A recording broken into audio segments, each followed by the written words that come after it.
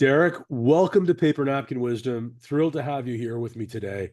And you shared an interesting napkin. And at the top of it, it says, "You will make it!" Exclamation point. And then there you got a beautiful sort of like a rainbow with resilience at the core, in the middle, and at the bottom, three words: breathe, grieve, and believe. Why did you share that with me today? Well, it's a really palpable experience that I had over the last several years. Um, and it's something I needed to really hold on to in order to survive, not only as a business, but as an individual. And I think, all of us who are in a creative space, entrepreneurial space, we wrap our individuality up in our businesses and what we do often. Uh, and I think it's a really natural thing because we love what we do. Like, this is part of us. So when I went through the pressure cooker, I had to really think about how to survive it as an individual and as a business, and what I was going to be on the other side. So yeah, I'm excited to share that with you. Like, I'm a performing magician, a master magician, illusionist, a speaker. I had a production company as well. And like many folks, COVID and the pandemic absolutely disrupted my business on a catastrophic level. Yeah, so let's talk about that. Like, I think a lot of us have had that shared experience, right? That Yeah. we've been through um, something we didn't bargain for, and in COVID and out of COVID. Let's talk about it. What happened to you? Yeah. So, I mean, and I'll kind of like tease where I'm going to go. The idea of resilience is the ability to withstand pressure, to stand up under pressure, to be elastic, to have strong tensile strength. But there are times that structures break. And that definitely happened to me, where I had to go deeper into who I was in order to withstand the pressure. And some of the structures I built on the outside broke. Okay, here's what happened. Um, I had been working my whole career to build up to a point where I could tour my show for a really good profit. As a performing illusionist, I've performed on television, I've been on cruise ships, I've done all those things. But my passion has always been connecting with real folks, in their seats that pay the money to come see you do what you do. And I had made the decision to let go of my production company. I had a film and video production company. I let that go to really just focus on touring. My wife and I had built up this very resilient model that allowed us to withstand the natural pressures of the entertainment industry. Like, if you go into a show and not many people show up, how do you stand up underneath that? Well, we had spent years developing a model that was going to allow us to go and tour for a long period of time and make real money, like real money. And that meant it was time to push our chips into the middle and to go for it. We were very confident in our structures. We were very confident in the data. Everything was looking great. We started to sell the tour in market. We had venues booked. We had marketing out. We were selling tickets, and then the pandemic hit. And like many businesses, that put everything on hold. For people in my industry, that meant everything goes away because it's live. But that I refunded all the tickets to my patrons, gave them back all their money, which was the right thing to do. Not just a lot of businesses held on to the money, but I felt like I needed to return it in good faith, with the idea that we're going to be back out, in a couple months when we'll sell this again. Um, but that didn't happen. And there was a series of blows, like venues, they didn't want to refund some of the deposits. Marketing was already spent. Lost ticket revenue, obviously, but then even like I was working with a ticket company that wouldn't refund their fee to me. So like I was on the hook for hundreds of thousands of dollars out of my pocket. And then, of course, all of the revenue that was supposed to be coming in on this tour. And it all just went away, like in a blink. it was gone. Additionally, I'd just been on Penn and Teller Fool Us in the United States. There was opportunities that opened up for me in Vegas. All of this stuff was happening in real time, and it all came crashing down. All my hopes, all my dreams smashed to the floor. And my initial thought was, okay, we just need to ride through this, just get through it, and we will be resilient, we'll be elastic, we'll be able to rise from the ashes because we have good structures in place. But the problem went on for not just months, but years, literally, where we couldn't do what we do. And we lost momentum, we lost sponsors, we lost all of those things. And a large part of my structure cracked and broke. The tour concept just obliterated in front of me. The capital was gone. And even within myself, my feeling of wanting to do it really started to evaporate, because like you put your life into this thing and it's disappearing in front of your eyes like it was a mirage. So what do you do in that situation? Well, the first thing that, and I wrote it down, the first thing you got to do is breathe. Like, you gotta breathe through it. It's painful. It is really painful to lose a dream or a part of a dream. And so that's well, like I spent months just trying to make sense of the pain. And then once I started to make sense of it, then I had to grieve the loss. And this is something we're not taught. Before we go to grieve, I think this is really important for a lot of people. And you sort of said it really quickly, and you said a lot. First of all, Derek, you said so much there, and I want to sort of like jump into some of it. Sure. And I want to begin with the last thing you said. Mm-hmm. The first thing you have to do is breathe, and that's freaking hard for a lot of people, right? Because you just sort of hold your breath, almost like you're submerged, right? I mean, like the metaphor is you're in over your head, water's above your head, and you're holding your breath and you're waiting for it to pass.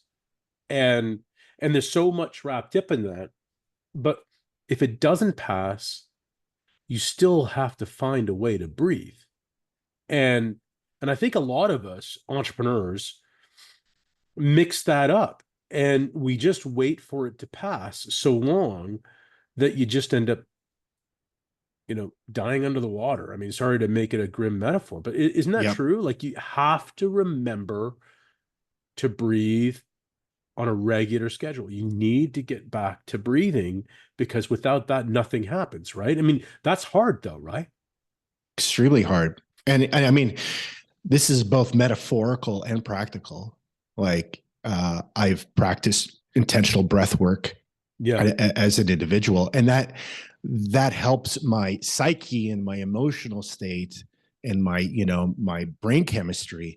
But that is directly mirrored in this experience where you have to become mindful with what you're going through and be present with it.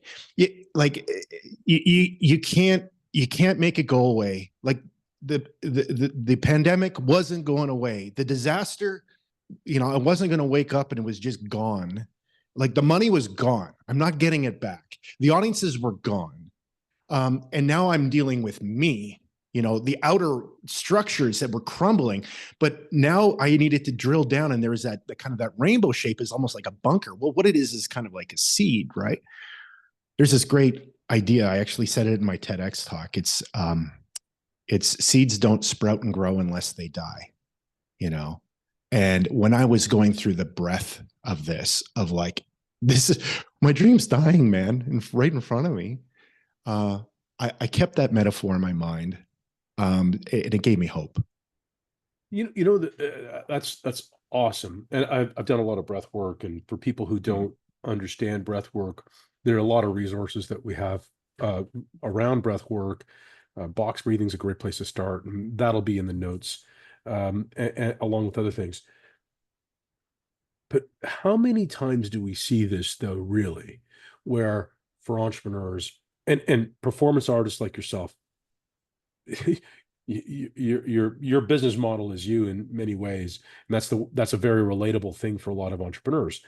Um, in the magic world, in the illusionist world, Penn and Teller Fool Us is the pinnacle, right? I mean, they are the top. Yeah. And for people who are not familiar with it was a great show. Illusionists and magicians would get up on front, and Penn and Teller would watch their performance, and at the end whisper in their ear or tell them some sort of secret around whether or not they fooled them, and they are master magicians. So, and it's a great podium. It's a great vehicle because up until that vehicle, magicians weren't promoting each other. Yeah. It was very cannibalistic, right? They would hold each other down, and Penn and Teller really elevated that and changed Mhm. the narrative around it. So you go from that pinnacle to this Yeah. devastation, and it's so often the way, right? I mean, we ride to the podium, we ride up to the top of that roller coaster, and then something happens. Um, so I think that one of the things that we hear in Paper Napkin a lot is this idea that you got to watch it when you're going straight up, because that's the moment that it feels like things Mhm. could become unpredictable. Is that something that you took from that as a lesson, or is that how it felt?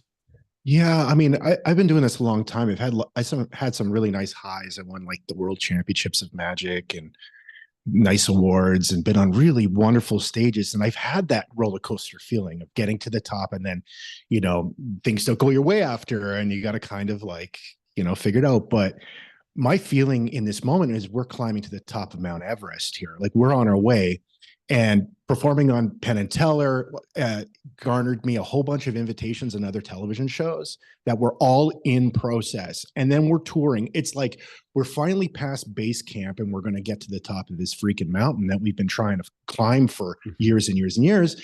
And then it's like the world's worst snowstorm blew in that locked down the whole thing, and we weren't even I didn't feel like I was at the pinnacle. I felt like I was on the way. And that's probably why it hurt so bad, because I hadn't hit it yet. Right. And so it's like, I'm not there. I'm not ready for the drop on the other side. So, that feeling you said of being underwater, that shock of it, that's a very real thing.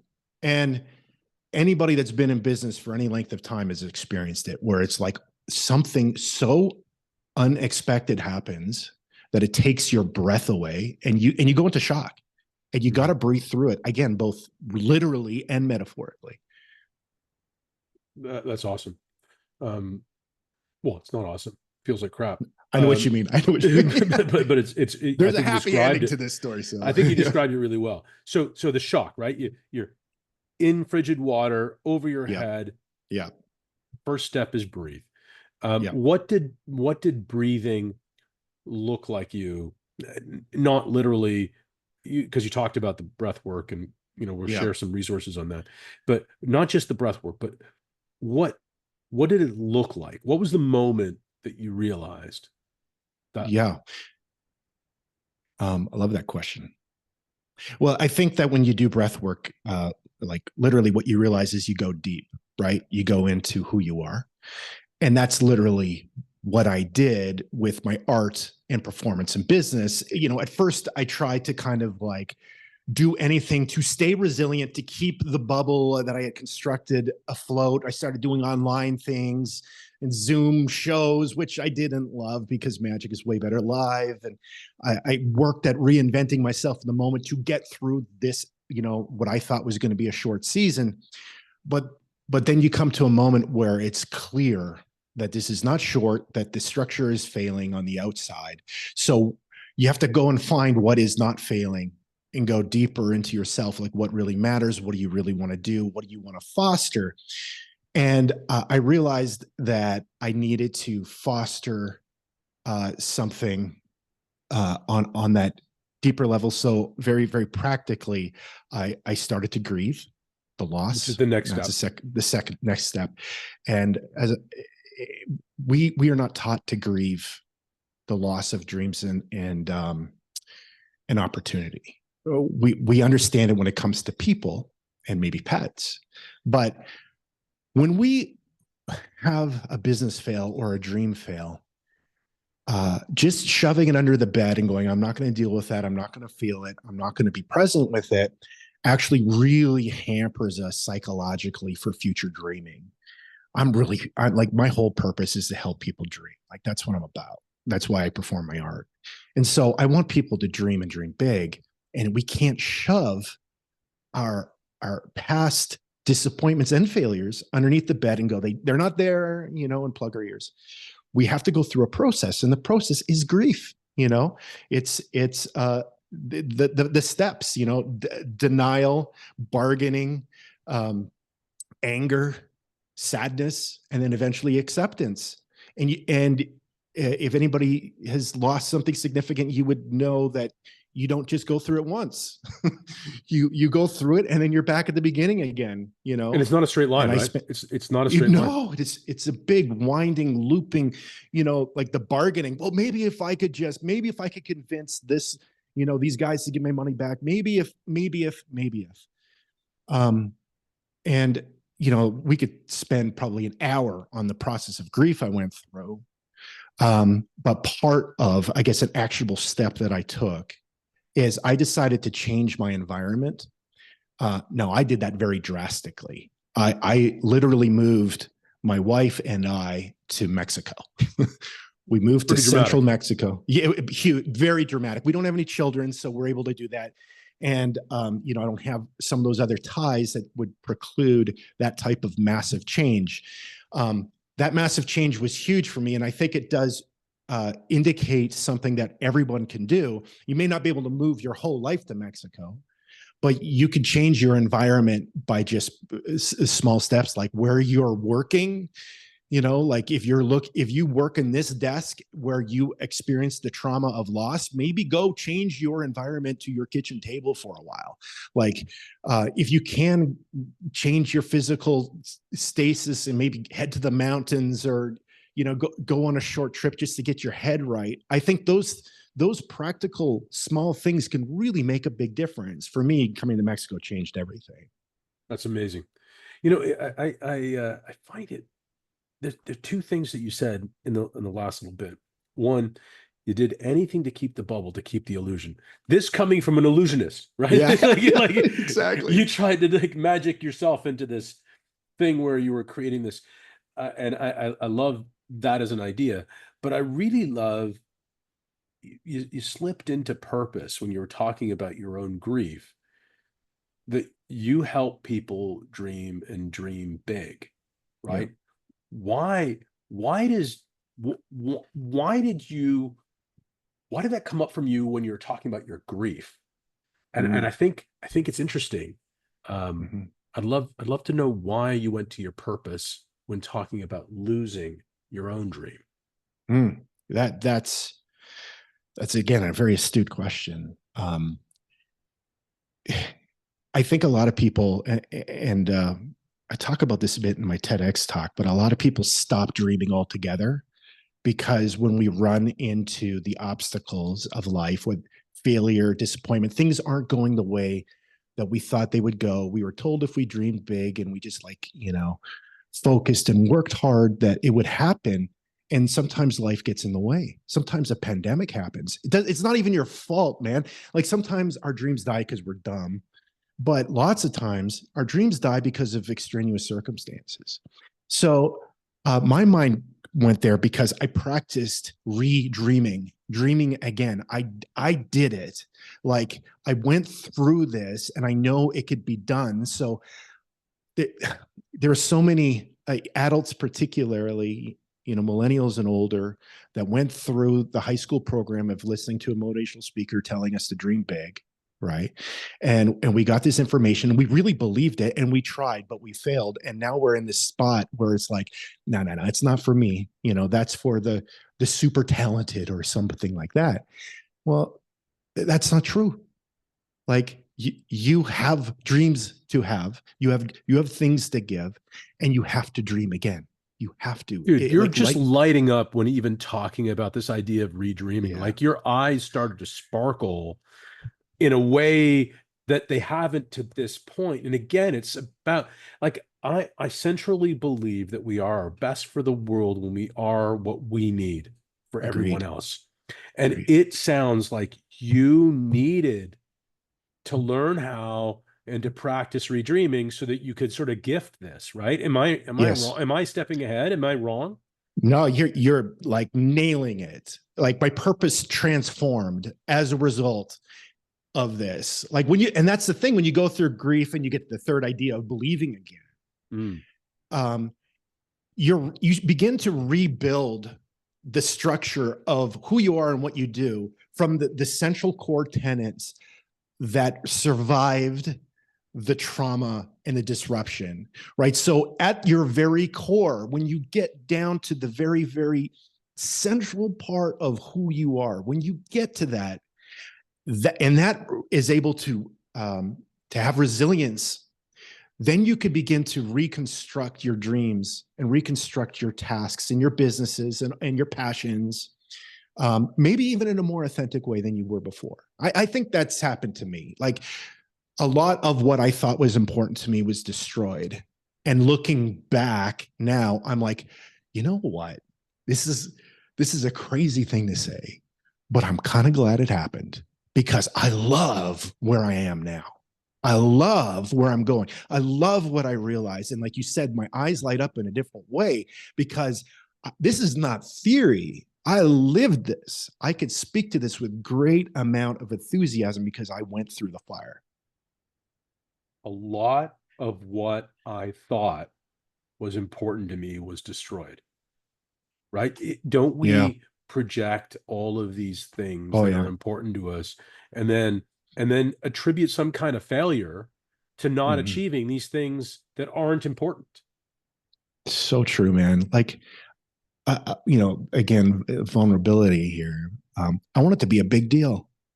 Like, I think that's a natural thing for achievers and A types to desire. Well, I want it to be a big deal. And I was on the way to being a big deal. Looking back now, if I would have become a big deal, maybe I wouldn't have had the impact I'm having now in my work because I'm having Mm. real impact with real people now. It's not kind of, maybe it's not to the masses. Maybe I'm not, a household name. Well, that's okay because what has come out of it is so authentic and real that I love what I do. Yeah, no, that comes through. And man, there's so much there. And I can see a sort of we talked earlier on about momentum. You talked about the Mm, loss of the momentum, right? mm, I think this loss of momentum towards this thing that you thought you wanted, but then didn't get, and then everything sort of pulling back yeah. and what was stripped away, what was left was more authentically you. Mhm, Um, I am, and you've mentioned your wife a couple times in the mhm. story. How important? Like, were you transparent with her about what was Oh going yeah. on through all of this? Because you built the business model together. I'm Yeah. assuming that you experienced that earth-shattering moment where the things started to fall away together. How did that go? Yeah. I mean, I have probably the best spouse on the planet. Some of y'all may disagree because you love yours, which is good. But Cora is her name, and she's a believer in the dream. Um, there was a moment. Our origin story is hilarious. I met her because she hired me for a major conference at Lake Louise, Chateau Lake Louise in Alberta, and that's where we met. That we stayed in touch. Years later, she came to a show. We started talking. Um, we eventually got married, and then she became an integral part of my show. Like she was on stage with me on Penn and Teller. I cut her Wow. in half. I cut her in half at a Flames Oilers game at center ice and then during an intermission. Like she's part of the whole thing. So this was very much her dream as well, in a different way. And it was devastating for her as well. But I married such a resilient human where I'm artistic and quite emotional, to be honest. And she was just like even keel, like, it's all right, let's get up tomorrow, see what's going on. And she just let me go through the process. And she was actually the one that first suggested Mexico as well. And so she's been a rock for me. Yeah, I think that that ability to be vulnerable Mm, with your partner mm, is so vital. I mean, there's so much faking, lying, and hiding by entrepreneurs, right? mm, And that leads to such destruction. Uh, oh, you know, mm. the stories are everywhere around that kind of thing, and they're all tragic. Every one of those stories of faking, lying, and hiding are in the face of personal Yeah, struggles, personal business struggles, personal struggles. I mean, number one thing is you're not alone, yeah, and you leaning into her and she leaning into you sounds like it was critical through that breathing, grieving, and believing process. yeah, totally. And then what we're creating now is she's a part of that too. Like we've dreamt again, you know. We both have different skill sets and gift sets, and fulfill them well. But ultimately, we want the same result. We both want to go to the same place, and that's huge. And you're so right about not faking it with those people in your inner circle. I mean, listen, I'm an entertainer. It's all about, you know, putting your best foot forward and letting people see the illusion of who you are suggesting you are. And that's important in kind of this showmanship culture. But we all need that critical person or people that know our authentic selves, because they will help us be resilient.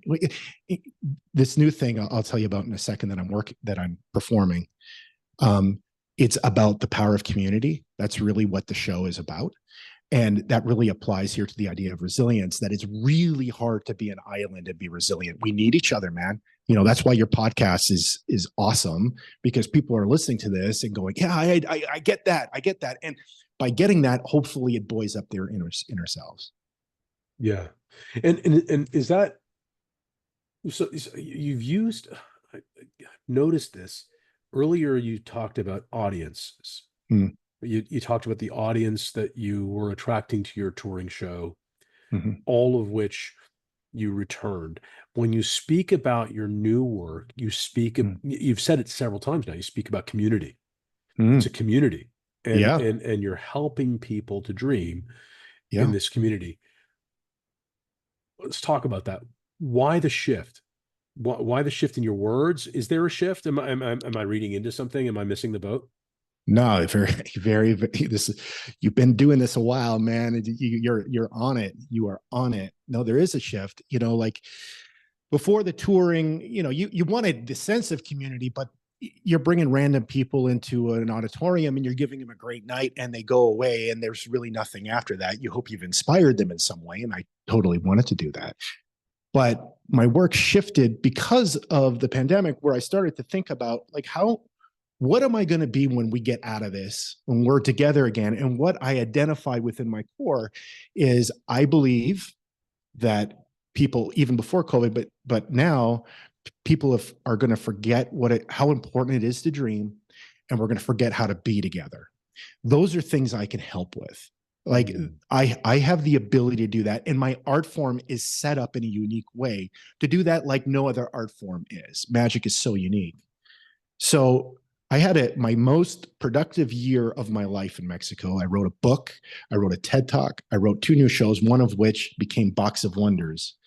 And Box of Wonders is diametrically opposed to what I was doing. Large rooms, stadiums, large theaters. Box of Wonders is built for 12 people around a table. It's a 3.5 hour experience where we share food, conversation, and 90 minutes of mind-blowing magic. But the whole point of it is to go into how we remember and why it's so important to do that together as humans, why we need to be a community.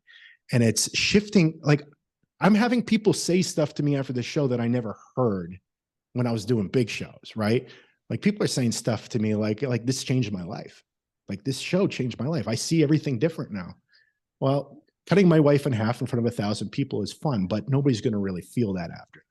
Yeah. Now, when they experience this thing, they're saying this to me, and and I'm feeling it too. Like every show is like this journey, with 12 people. It's so awesome. And That's so that would cool. never have happened. Yeah. So why do you think that's the case? Like what are you doing? Um, what are you giving them? Is it the Yeah. magic? Is it the show? What is it? I think the thing that any artist can do and should do is give their audience perspective, um, and possibly a perspective they had not considered. And when you do that, you let them interact with their own experiences and memories in a new way that can um, breathe life into their journey. I don't think the show says anything new, but the experience of magic, first of all, that it's like what's happening. So people are already moved into this state of like wanting to see something new. But then when I suggest some things from my own experience to the audience on how I'm viewing life through 4 different memories I have, they naturally do the same. And when they do that, they see their journeys different. And so that Mhm. I think that's the thing that happens is I just give them a different perspective and then they fill in the blanks themselves. Yeah, I mean, perception is projection, right? I mean, we see the Mm, world as we are, not as it is. yep. Yep. And isn't that what you do with magic? You bend their perspective of what is real in Totally. some way, right? I mean, because it's all To- perspective. One of the things I love to do is I'll say that perspective is always truth. I mean, I can show you a mm, container with no handle full of a liquid that is hotter than anything you could possibly, if you touched it, you'd instantly burn your fingers. And mhm. I can passionately convey to you that it is safe to hold that container from my perspective. But from your perspective, with no handle, you can't see that. And if I turned it to show you the handle, to show you it's a mug and there's a handle and it's safe, we Right. are both telling the truth. And isn't that magic? I mean, magic is that bending of perception into truth Yeah. that makes them see something that may or may not be there. Totally true. I think that's true of all art. When we look at Monet's water lilies, we're not seeing water lilies, we're seeing piled up pigment on paper, but we're transported into this experience. And Mm. magic's able to do that unlike any other art form because it's so surprising. It's just filled with surprises. So, the thing that I really center in on isn't how I do it, but why I do it. And I think that at the end of this new, like when I performed on Foolus, it was all about how I did it. And when I, did things online or what have you, people are always like, "Oh, how did you do that? How did you do that?" And that's a natural human question. But the question I'm getting more often with the new show is the one that I'm very interested in, which is why did you do it? Why did you do it that way? Why did you say it that way?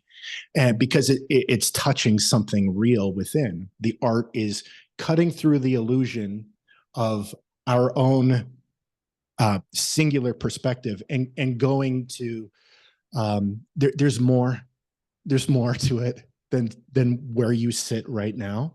So why don't you try this other spot? You know, uh, and what do you see when you sit there? You know, Yeah, it's so cool. I mean, I think it's really subtle, but so powerful, that difference in alignment, right? In the superficial alignment of people with your cause, with your mm-hmm, purpose, mm-hmm, when they ask, how did you do that? mm-hmm, Versus why did you do that? mm-hmm, And do you that's what you said. mm-hmm. I mean, if you're familiar with Simon Sinek and start with Of why, course, right? He yes. says why, how, what. And one of the things that comes through his work is when people, that people are aligned with you when they're asking the why question. Why Mm-hmm. did you do that? Why are Exactly. you doing this? Versus how are you doing it? Or even more superficially, what are you doing? What is it? Yeah, yeah, That is the most yeah. superficial, right? Totally, totally. Yeah, and that's it's like the reverse process of social media, right? Yeah. Right. Like social media is like, what are you doing? How are you doing that? And then okay, why are you doing that? Right. I think my work has become so rich now because audiences move to the why really, really fast with me. And then can begin to um, apply their observations to the process of dreaming for themselves. And ultimately, that's what I want to do. I said this line in my TEDx talk, which I believe with my whole heart.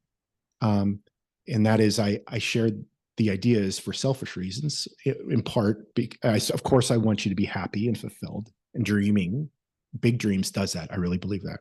But selfishly, I want people to dream because the world becomes better when we dream. We need more dreamers, not less, more. And all of these structures of comparison, looking at somebody else's Instagram and going and saying, oh, I'm not measuring up talent wise here, or I don't have the material wealth there. Those are all smoke screens for the idea of what you said, purpose. And purpose starts with just having the courage to dream. Just have the courage to ask the question, what if I did this? Yeah. I love that. Purpose starts with the courage to dream. Um, how, other than Cora, who helps you dream today? Uh, you know, I'll go from the most surface level to the most intimate. On a surface level, engaging in meaningful work and books and reading good things and allowing my mind to be stimulated definitely affects me. I think that's a really important step that we all have under our control. We could all get a book, we could all read. But as you kind of go deeper, I have a core group of people that are very, very close to my heart. My family has been so supportive my entire career. I mean, I was going to be a doctor, man, and I became a magician. Like, mom's so proud. No, she is proud, actually. So those core people, I've got people in my church which are very, very tight to my heart. A good buddy named Ryan Van Geek, who is like a rock for me. He actually works within my organization as business development, and he's just the best guy you could know. So, like, I have been very blessed to put people around me that know me and know my heart and believe in it. Do you place more importance on that now, Derek, than you did, say, 15 years ago? I think so. I think, the thing that happened through this all is a real clarification of who is those people. There were people that I thought would be there that aren't, you know, and there are people that I thought would never, ever, depart. But their life circumstances, I'm not faulting them. It's just their journey, man. It's all good. My long term magic mentor named Jeff McBride, who's a Las Vegas legend. I've been working with this guy since 1998. He's still there. He's still, I talk to him every month. We're still working on new ideas. So these people have stayed really close to my heart and supported my dream and allowed me to support theirs. Yeah, I think it's so important to have that mastermind, that core group of peers that are there for you, and to share perspective on um, on our own journeys as we go. Yeah, Derek, I think we could go on for a long time, totally. but our time today is done, and I want to say I want to really thank you for going deep with me in our conversation. I really enjoyed it, and and I was thrilled to have you on Paper Napkin today. My great pleasure. Thank you.